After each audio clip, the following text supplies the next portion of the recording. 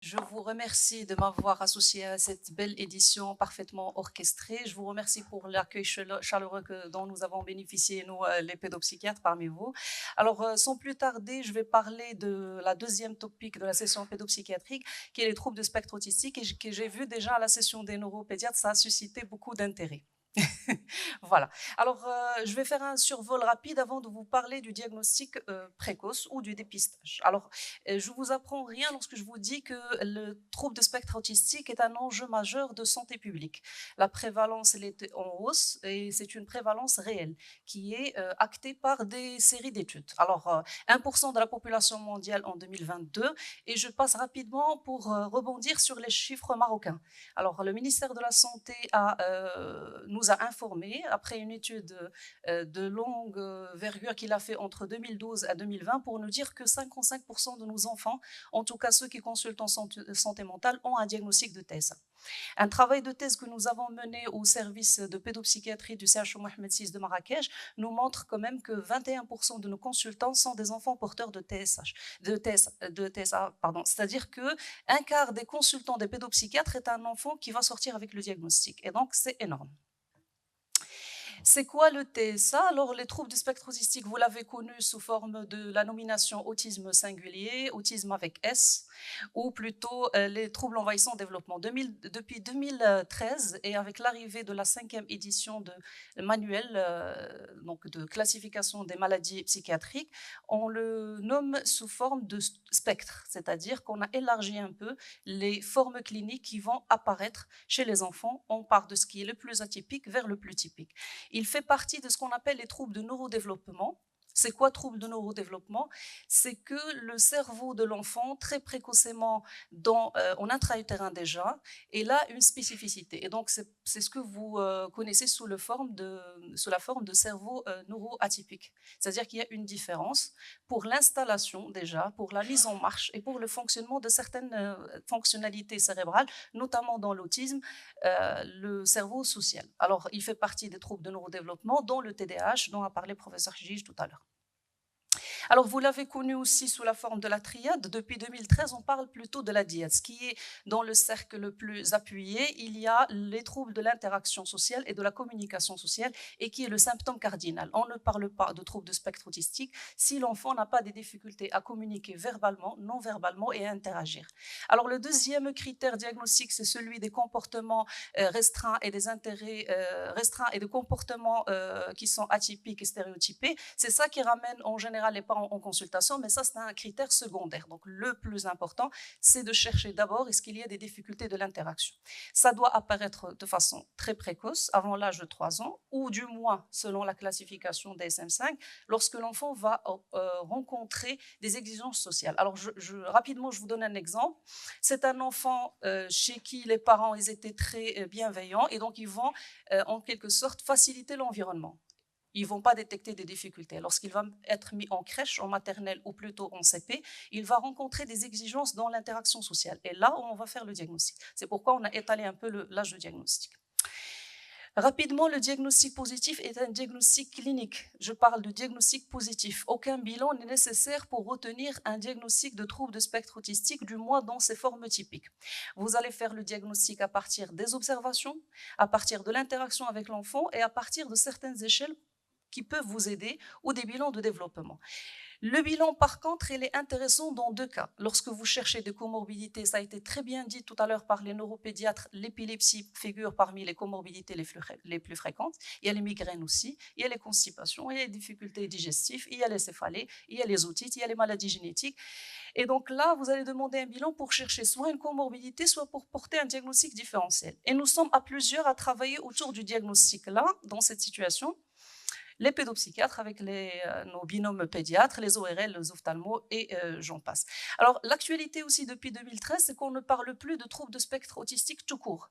On parle d'un profil fonctionnel, c'est-à-dire chez un enfant, on ne dit pas c'est un enfant autiste ou porteur d'autisme, mais on dit c'est un enfant qui est porteur d'un trouble de spectre autistique, en précisant est-ce qu'il est verbal ou non verbal, c'est-à-dire est-ce qu'il a accès à la parole ou pas, en disant est-ce qu'il est léger, moyen, profond selon le degré d'aide. On va préciser est-ce qu'il y a une comorbidité qui est présente présente et aussi on va préciser est-ce qu'il y a des difficultés et bien des compétences. Tout cela pour nous permettre de mettre en place une prise en charge individualisée. Alors ça, c'était un survol rapide pour vous rafraîchir la mémoire, mais le propos d'aujourd'hui, c'est sur les signes précoces. Alors, nous sommes en communauté pédiatrique santé somatique et santé mentale de l'enfant. La plupart d'entre nous, ils ont de l'information, ils ont été sensibilisés, ils ont même ont eu des formations concernant le diagnostic de troubles de spectre autistique. L'enjeu actuel n'est pas de poser le diagnostic, mais de poser un diagnostic un peu plus précocement. Pourquoi? Parce que l'âge actuel de diagnostic reste tardif. Et donc, on reçoit les enfants à un âge où il y a des fourchettes développementales qui vont complètement se fermer, côté langage, côté interaction, pour plusieurs raisons. Soit qu'ils ne vont pas consulter, comme dans notre contexte. Si je vous ai mis que dans la série d'études de Marrakech, c'est quand même 4 ans, 6 mois qu'on reçoit les enfants en consultation universitaire. En France, je vous dis que c'est entre 5 et 6 ans, donc on est un peu en avance par rapport à la France. Un délai d'attente qui est très long pour que l'enfant soit pris en charge dans les orthophonies, psychomotricité, et donc la prise en charge ne s'installe pas rapidement. Et donc là, on suscite le rôle des pédiatres. Donc, selon la Haute Autorité de la Santé française en 2018, il appuie cette idée de faire le diagnostic précoce parce que chez les enfants chez qui on va porter un diagnostic, les 3/4 des cas, ils ont eu déjà des signes qui n'étaient pas repérés avant l'âge de 3 ans. Alors, je regarde le chrono pour que je sois dans les temps. Alors, l'enjeu du diagnostic précoce, justement, pourquoi? Les différentes études vont nous souligner que l'intervention précoce vont réduire significativement les manifestations de l'autisme. L'autisme, je le rappelle, c'est une maladie chronique, c'est un trouble plutôt chronique qui ne guérit pas, mais on essaie d'alléger les insuffisances, les handicaps et les incompétences que peut avoir l'enfant tout au long de son développement. Justement, pourquoi avoir cet élan enthousiaste de dire je vais dépister avant 3 ans et puis j'aurai beaucoup de chances à gagner par rapport au développement de l'enfant parce qu'il y a ce qu'on appelle la plasticité de cerveau, notamment le cerveau social qui est touché dans l'autisme avant l'âge de 3 ans, c'est-à-dire que le cerveau de l'enfant il est capable de former, je vais simplifier, de former des circuits neuronaux encore plus opérants que ceux qui sont moins opérants. Le cerveau il est toujours en maturation et donc on peut gagner en développement. Le développement cérébrale chez l'enfant, elle est une grande part, c'est la génétique, mais une part intéressante aussi sur la stimulation et l'expérience. Donc, si on stimule l'enfant, on a des chances à gagner sur le plan du moins, celui du pronostic cognitif et comportemental. Et le slogan des médecins, diagnostic précoce, prise en charge précoce et meilleure qualité de vie, ça on le sait. Alors, pour rendre les choses pratiques, j'ai pensé à mettre un fil conducteur qui est une vignette clinique qui est réelle. Donc, pour des raisons éthiques, j'ai changé le nom du garçon, mais c'est une vignette clinique réelle que tout praticien d'entre nous, pédiatre et pédopsychiatre, peut rencontrer dans sa clinique de chaque jour. Alors, Ryan, c'est un garçon qui a 18 mois. Fils unique qui va inquiéter les parents par des difficultés alimentaires, c'est-à-dire lorsqu'on passe à l'alimentation solide, il y a une intolérance aux morceaux. Avec un rythme de sommeil perturbé, il a des insomnies fréquentes mais non expliquées. Le pédiatre, il a eu une idée plutôt différente de celle des parents. Ce qui l'inquiète plutôt, c'est les difficultés interactionnelles. Alors, l'enfant, en l'examinant, se retourne pas à l'appel, évite le regard. Il a des communications non verbales qui est aussi déficitaire. Les parents ne semblent pas s'inquiéter sur le retard interactionnel. Alors, c'est cette vignette clinique qui va nous accompagner dans les diapositives suivantes. Mais ceci dit, quand est-ce que le pédiatre, en clinique pédiatrique, va rencontrer les enfants qui vont développer après un trouble de spectre autistique et il est censé penser et faire un diagnostic précoce. 4 situations, je le dis tout de suite. La première, c'est devant toute évaluation clinique de l'enfant de moins de 3 ans. La Haute Autorité de Santé ainsi que les académies pédiatriques, ils incitent tout professionnel de santé de l'enfance à être très vigilant sur tout ce qui est difficultés développementales chez l'enfant avant l'âge de 3 ans. Justement, lorsque vous allez examiner pour n'importe quelle plainte en clinique pédiatrique, vous allez aussi penser à faire un bilan développemental. Et vous allez remarquer qu'il y a soit un retard développemental dans les différentes sphères, soit cognitif, langagière, affectif ou social, soit qu'il y a un décalage, c'est-à-dire un petit retard, mais qui est toujours dans la fourchette de la normalité, mais dans la partie la plus basse. Soit c'est une régression, c'est que l'enfant se développe, puis après, ça s'arrête. Pour vous aider, j'ai mis sur la diapo l'échelle Brunellesine, qui est une échelle développementale que vous pouvez scanner, ça peut vous aider, téléchargeable gratuitement sur Google. Ça s'appelle l'échelle Brunellesine, qui vous donne des repères sur les 4 sphères, c'est-à-dire à chaque âge de l'enfant, vous avez les repères normaux de développement cognitif, langagier, physique, et donc ça va vous donner une idée pour vous localiser dans le développement de l'enfant. La deuxième situation clinique, c'est devant toute inquiétude parentale. Et ça, on le dit, on le répète, toute inquiétude parentale doit être un signe majeur d'alerte. Parce que les parents, c'est eux qui connaissent leur enfant et c'est eux qui peuvent vous donner les signes les plus alarmants. Notamment lorsqu'il s'agit de la communication sociale de langage, ça, toute inquiétude, quel que soit l'âge, mais faites attention surtout, s'il vous plaît, pour l'âge de 18 mois à 24 mois, parce que c'est le pic, c'est l'âge développemental où le maximum des symptômes en faveur de l'autisme vont apparaître. Troisième situation, ce sont les enfants à risque. Comme tout trouble neurodéveloppemental, comme a dit le professeur Hijij, il y a certains facteurs de risque, comme le TDAH d'ailleurs, comme les enfants 10 et tout. Les enfants prématurés, exposés à des facteurs de risque pendant la grossesse. Lorsqu'il y a un trouble neurodéveloppemental ou une anomalie génétique qui est connue, associée au trouble de spectre autistique, lorsque vous avez dans la fratrie un enfant porteur de TSA, et ça, il faut le faire dès la première année. Alors, les quatrièmes signes cliniques, ou la quatrième situation où potentiellement vous allez rencontrer un enfant porteur d'un trouble de spectre autistique précocement, c'est lorsqu'il va présenter des signes cliniques qui sont précoces. Et là, comme j'ai dit, ça apparaît entre 18 et 24 mois. Il va s'agir justement de quoi? Soit ça va toucher la sphère motrice, soit la sphère de communication, soit la sphère de sensorialité, soit les comportements répétitifs, soit l'interaction sociale. Alors un peu plus en détail, les signes précoces peuvent se résumer à des signes moteurs non spécifiques, mais qui apparaissent, des troubles de tonus, l'absence de retard d'ajustement postural, des difficultés d'accommodation, et de tonicité dans la façon où il est porté, où il est nourri, par exemple. Ce sont des exemples. Alors, le langage et la communication, lorsque l'enfant a peu d'expressivité faciale, il a un babillage qui est pauvre, un contact visuel qui est pauvre aussi, il a peu de gestes symboliques et il a peu d'intérêt pour autrui. La sensibilité, ce sont des enfants hypersensibles aux stimulus. Les enfants qui vont se cacher les yeux, qui vont se cacher les oreilles lorsqu'il y a du son. Les enfants plutôt hyposensibles qui vont stimuler, qui vont taper pour entendre un bruit, par exemple. Les enfants aussi pour la sensorialité tactile qui ne tolèrent pas les étiquettes des vêtements ou lorsque la texture de vêtements n'est pas douce, par exemple. Les conduites particulières, les gesticulations bizarres et les balancements, le mouvement que vous connaissez tous, l'enfant qui va se balancer et qui ont rapport aussi avec la perception vestibulaire. Les difficultés de développement affectif et émotionnel, et aussi lorsque l'enfant va avoir une insomnie précoce, répétitive notamment, de l'anorexie, des vomissements ou autres. Ces signes apparaissent dans le consensus des académies de pédiatrie que vous connaissez mieux que moi. Et maintenant, je vais vous donner des exemples par des photos. Alors, entre 6 et 6 mois, normalement, ce qui est à votre droite, c'est l'enfant qui a un développement ordinaire. Ce qui est à gauche, c'est l'enfant potentiellement porteur de signes d'alerte en faveur d'un trouble de spectre autistique.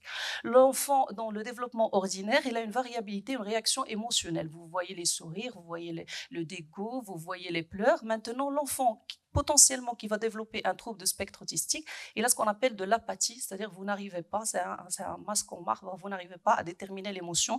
Il a pauvreté de sourire et peu d'expressivité, quelle que soit la situation. Entre 6 mois et 12 mois, donc toujours à votre droite, l'enfant, il va avoir normalement, il doit avoir acquis le sourire-réponse. L'attention conjointe, c'est-à-dire qu'on va, si je vous dis que cette lampe, elle est très bien, elle éclaire très bien, il y a certains d'entre vous qui vont suivre le regard et donc on va regarder au même moment le même objet, tous les deux. Les enfants avec TSA, ils n'ont pas ça. Donc il n'y a pas cette similitude, cette chronicité de regard avec l'autre. Les sourires-réponses, l'enfant, il est capable de faire des gestes bravo bravo, bye bye, et pointage protodéclaratif, c'est-à-dire qu'il va réclamer comme ça.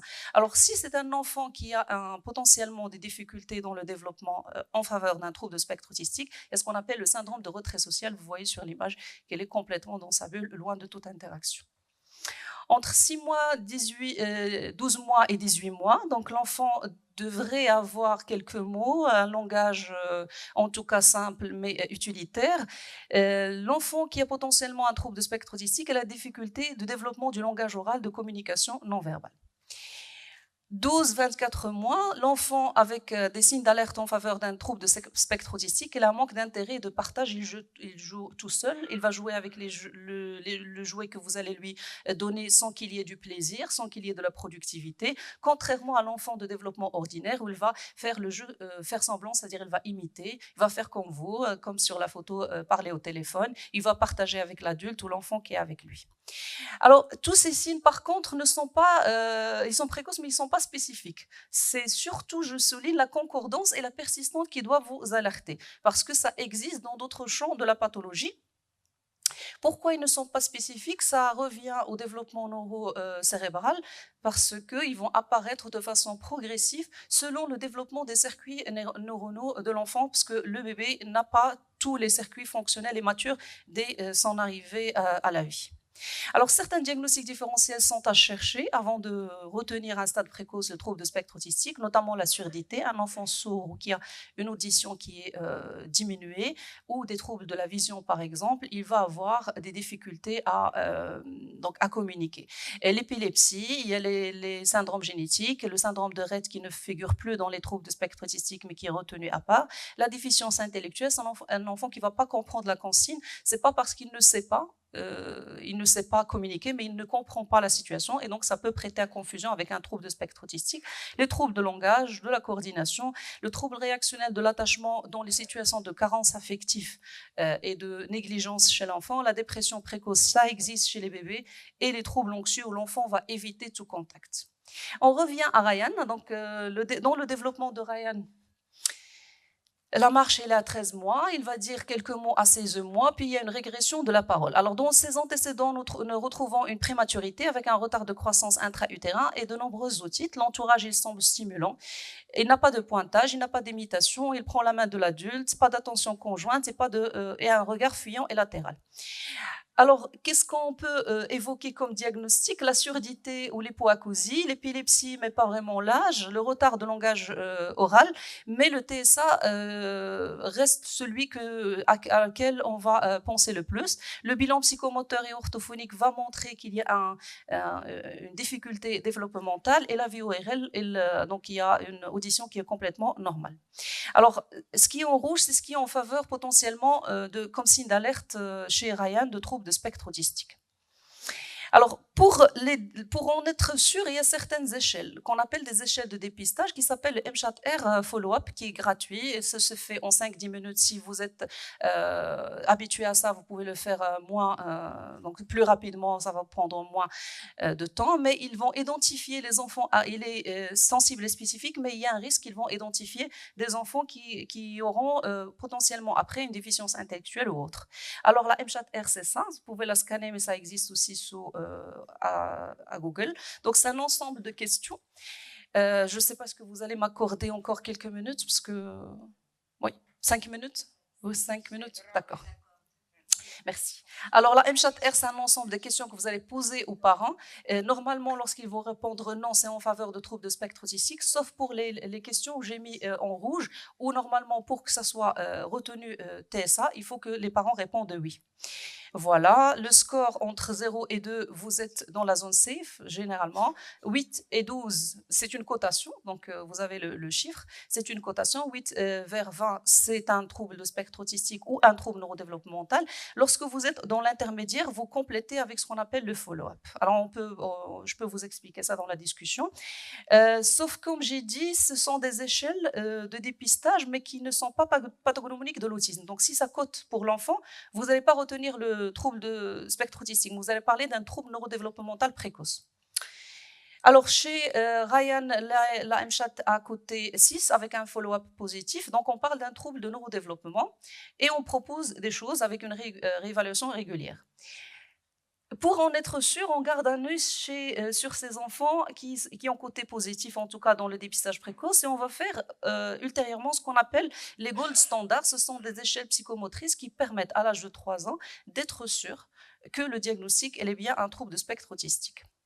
Lorsque vous faites le diagnostic positif, il faudra, sans attendre le diagnostic formel, passer à l'intervention précoce. Alors, les deux choses vont se mêler. Je vais parler du côté marocain. Alors ça, c'est le référentiel national de dépistage du diagnostic de l'autisme qui a été fait par le ministère de la Santé en collaboration avec les pédopsychiatres marocains en 2021 et qui vous dit que s'il y a un risque élevé de l'autisme, il faudra intervenir et puis après programmer une réévaluation par un spécialiste. Si le risque est faible, donc ça c'est pour la pratique de médecins pédiatres et les orthophonistes, les psychomotriciens, les psychologues, va garder un œil et faites une surveillance. Alors, les interventions précoces, ils sont importantes. Ils doivent être précoces, intenses, impliquer les parents et personnalisées. Bon, j'en passe, parce que je voulais vous parler rapidement sur 3-4 diapos sur le rôle que vous pouvez avoir comme pédiatre pour le diagnostic précoce. Alors, le pédiatre va évaluer le développement de tout enfant, je le rappelle, entre 0 et 3 ans. Il peut utiliser les outils de dépistage comme la MCHAT-R et la MCHAT-R Follow-up. Il va compléter par l'équipe multidisciplinaire. Dès qu'il a une suspicion, il va chercher des avis pour éliminer les diagnostics différentiels, chercher les comorbidités ou réconforter le diagnostic. Toujours, le pédiatre va, parce que vous êtes le premier médecin de l'enfant, donc vous allez surveiller de façon continue le développement. Même si vous n'avez pas de signe et que c'est ça la plainte initiale des parents ou l'inquiétude, il faudra resurveiller chaque mois, du moins le premier mois après votre consultation, et poursuivre la surveillance du développement. Voilà, vous avez un rôle pour accompagner, vous avez un rôle très important dans le développement et dans le suivi vaccinal de l'enfant, parce qu'un enfant potentiellement qui a un TSA peut avoir d'autres maladies, nous l'avons bien dit, donc ça c'est pour les étapes. Alors Ryan actuellement il a 24 mois à la date d'aujourd'hui et s'est amélioré sur le plan de pointage. Il imite à la demande, le langage en mots simples, mais il garde des stéréotypes motrices. Cela me renvoie au dernier message que je voulais vous transmettre, c'est que même si entre 0 et 3 ans, vous partez sur un diagnostic précoce de l'autisme, ce n'est pas fixe, ce n'est pas figé. C'est que, selon les études, on peut même sortir du spectre. Donc, vous voyez comme l'étude de Lord et Stone, 4%, ils sont partis hors spectre après. Sinon, il y a ceux qui vont développer un autre trouble neurodéveloppemental. Donc, si ça code positif, ça ne veut pas dire complètement trouble de spectre autistique, mais c'est un trouble neurodéveloppemental à surveiller, à réévaluer après, à l'âge de 3 ans. Donc voilà, je vous remercie pour votre patience parce que j'ai pris du temps quand même. Si je peux profiter de ma présence pour vous annoncer une bonne nouvelle, c'est que ça doit s'afficher. Parce que je suis contente de l'annoncer. Ça doit normalement s'afficher. Alors, nous sommes associés pédopsychiatres et psychologues des enfants Est-ce que vous pouvez afficher, s'il vous plaît, la photo à nos amis pédiatres? Voilà, nous sommes associés pédiatres et psychologues cliniciens pour créer la Société marocaine de psychopathologie de l'enfant et de l'adolescent, dont le bureau fondateur actuel et organisateur est à Marrakech et dont je suis la présidente, et je remercie mes collègues d'avoir fait confiance pour occuper ce poste. Alors, nous avons commencé en mai, notre année scientifique. Nous serons très contents de vous recevoir, nous aussi, de façon réciproque dans nos manifestations futures en novembre, Inch'Allah, et en mai pour la deuxième journée de pédopsychiatrie. Merci.